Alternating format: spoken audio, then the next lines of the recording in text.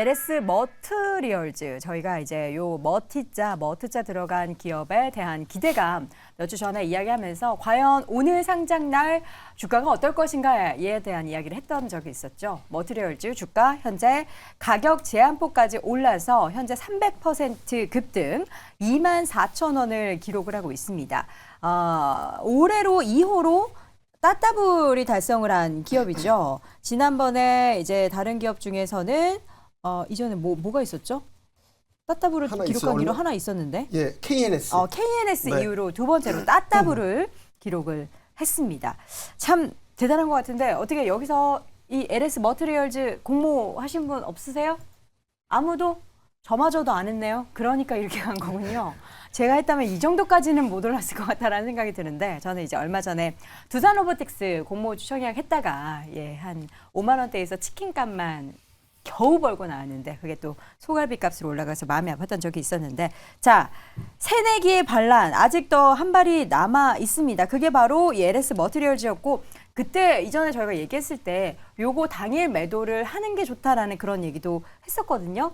일단은 어떤 기업인지 정리부터 하고 네. 투자 전략 이야기를 좀 넘어가 보도록 하겠습니다. 네. 손석호 교수님. 이전에도 한번 소개해드린 바가 있어서 간단하게만 말씀드리면 일단 차세 2차 전지로 불리우는 울트라 커패시터 UC라고 하는데 이 사업 부분을 주력 사업으로 하고 있고요.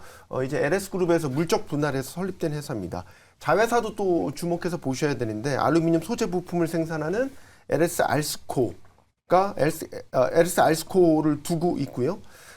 현재 대주주는 LS전선이 지분 50%를 보유를 하고 있습니다. 주력 사업인 UC 울트라 커패시터는 이제 고출력 중대형 에너지 저장 장치이고요. 이게 이제 특징을 보면 리튬 이온 배터리 항상 비교가 되는데 에너지 밀도는 떨어지지만 충전이 빠르고 수명이 길다. 그리고 극저온이나 고온에서 안정적으로 동작한다. 이런 부분들이 장점을 가지고 있어서 산업용 배터리로 많이 들어갑니다. 예를 들면 스마트 공정이라든지 로봇 같은 곳에 들어가는 산업용 배터리로 활용도가 높은 것으로 주목받고 있고 또 이 회사의 미래 성장 동력으로 또 하나 주목받는 게 이제 오스트리아 하이사와 합작한 회사. 이제 앞으로 이 회사를 통해서 전기차 부품 사업에 진출하겠다라는 지금 선언을 한 상태이기 때문에 요것도 주목해서 보셔야 될 이 회사의 특징이라고 볼 수 있겠습니다. 네, LS 머트리얼즈 이렇게 급등을 했습니다. 회사의 뭔가 장점과 단점을 좀 분리해서 봐야 할 텐데 하창원 교수님께서 보시는 좋은 점과 나쁜 점 뭐가 있을까요? 뭐 좋은 점 같은 경우는 이제 앞에서 말씀해주신 이제 좀 유력한 사업군을 좀 가지고 있다라는 점을 좀 보여지고 있는 상황이고요.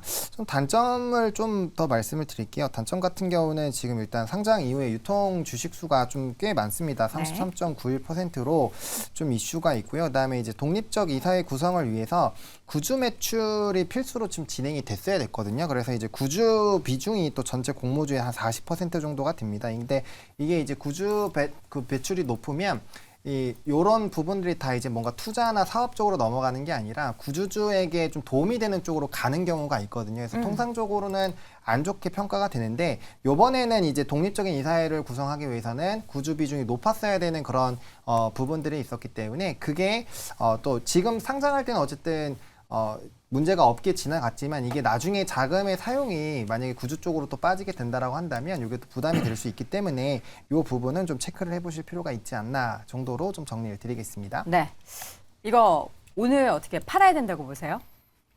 단기적으로는 더 움직일 수 있죠. 최근에 신규 상장주로 시장에서 몰리는 관심이 워낙 크고 오늘도 지금 코스닥 시장에서 수급을 왜곡시키고 있는 게 바로 이 종목 아니겠습니까? 지금 코스닥 시장에서 오늘 개인들이 3천억 넘게 사고 기관은 2천억 넘게 팔고 있는데 LS 머트리얼즈와 관련된 부분을 제외하면 오히려 수급이 다른 방향으로 나타날 수도 있거든요. 그래서 지금 현재 구간에서 이 종목에 이런 관심이 내일도 이어진다면 더 오를 수도 있겠지만 문제는 이런 종목군들의 단기 수급 이벤트 이후에 나타나는 변동성을 수용할 수 있으면 내가 언제든지 빠져나올 수도 있고 대응할 수 있는 정도의 실력이 있다면은 내일 주가 움직임 보고 더 뛰어드는 것도 하나의 방법이 될 수는 있죠. 그런데 저는 이 종목보다는 차라리 만약에 커패시터에 뭔가 모멘텀을 두고 싶다면 더 앞단에 있는 종목이 있지 않나요? 비나텍이라고 하는 이미 슈퍼커패시터를 만들고 있는 기업이 있을 뿐더러 그 다음에 지금 이 기업 LS 그룹과의 어떤 시너지라든지 그다음에 향후 에너지 시장에서 어느 정도 위치를 차지할지를 확인하고 가도 투자 관점에서는 전혀 늦지 않다라고 판단하고 있기 때문에 그래서 공모가 대비해서 이렇게 갑자기 하루 만에 떠버린 것을 지금 구간에서 추격 매수하기에는 좀 부담스러운 건 사실입니다. 그래서 트레이더를 제외한다면 투자 관점에서는 좀 더 여유 있게 천천히 가도 되지 않나라는 판단을 하고 있습니다. 테이블 고수라면 어떻게 하겠습니까? 일단 뭐 상한가 들어갔으면은 내일을 또 봐야겠죠. 그만큼 뭐 강한 이슈가 존재하는 거고 지금 LS 머티리얼즈가 상한가 들어간 이후에 오히려 뭐 에코프로 머티와 두산 로보틱스가 다시 한번 이렇게 또 거래량이 또 터지고 있는 모습을 보이고 있기 때문에 이런 부분에서는 저는 개인적으로 이게 또 3대장 체제가 될 수도 있을 것 같다. 말 그대로 우리가 신규 상장에 있어가지고 제가 처음에는 4천억 상장이면은 이게 첫날 기세가 매우 중요하다. 네. 이렇게 봤는데 이게 지금 점심시간도 되지 않았는데 이미 플럭 300%가 갔고요. 그럼 보유하신 분들 내일을 기대하면서 안 파실 거거든요. 이러다 보니까 지금 아무래도 FOMC에 대한 불확실성도 있는 상황이고 그러면은 지수에 대한 좀 부담감이 있는 상황이라 그러면은 요렇게 또 완전히 새로운 뉴페이스 해서 매수 매도가 벌어지는 것도 네. 기대를 해봄직하다. 그러다 보니까 단기적인 매매가 계속 발생할 수밖에 없는 수급이 왜곡되어 있는 시장. 그러니까 실적 없이 실적 무시하고 가는 이런 시장이 반복되는 게 좀 안타깝다라고 생각을 합니다. 네.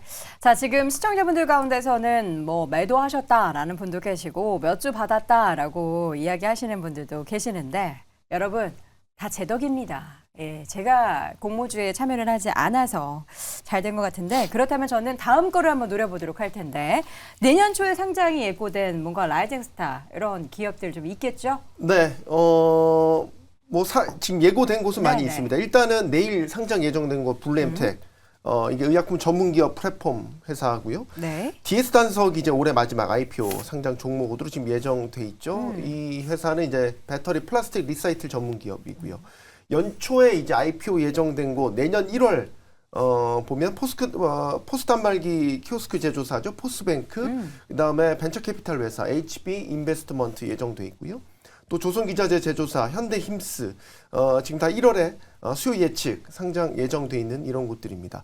내년까지 조금 더 시각을 확대해서 보면 조금 큰 단위 IPO들도 살펴볼 필요가 있습니다. 시총 1조 원대 정도의 회사 APR과 엔카닷컴 일단은 이달 안으로 상장 예비심사 통과되는지를 일단 주목해서 봐야 되는데 내년 1분기에 유가증권 시장 상장 예정돼 있는 곳이고요. 좀 더 긴 시각으로 보면 이것도 역시 좀 단위가 큽니다. HD 현대마린솔루션 이것도 이달 안에 상장 예비심사 청구 제출을 하는데 네. 이것도 좀 주목해서 보셔야 될 IPO 예정 종목입니다. 네, 우리에게는 또 기회가 여전히 남아 있으니까 여러분 또 LS 머티리얼즈 관련해서 아쉬움 마음 가지시지 마시고 다음 기회를 또 한번 노려보시면 좋을 것 같고요. 올해 여러 가지 기업들 IPO가 있었습니다. 상장 이후에 물론 이제 두산 로보틱스도 굉장히 좋았지만 가장 좀 괜찮은 흐름을 보이고 있는 종목을 하나를 꼽자면 하창훈 교수님 어떤 종목이 꼽힐까요? 저는 퀄리타스 반도체를 좀 꼽았거든요. 퀄리타스 반도체. 네, 요즘은 뭐 온디바이스 AI 쪽에서의 뭐 이제 좀 대장 역할을 해주고 있는 또 종목 중에 하나인데 반도체 IP 사업을 하고 있는 회사고요. 물론 가격이 지금 가격대가 싸지는 않습니다.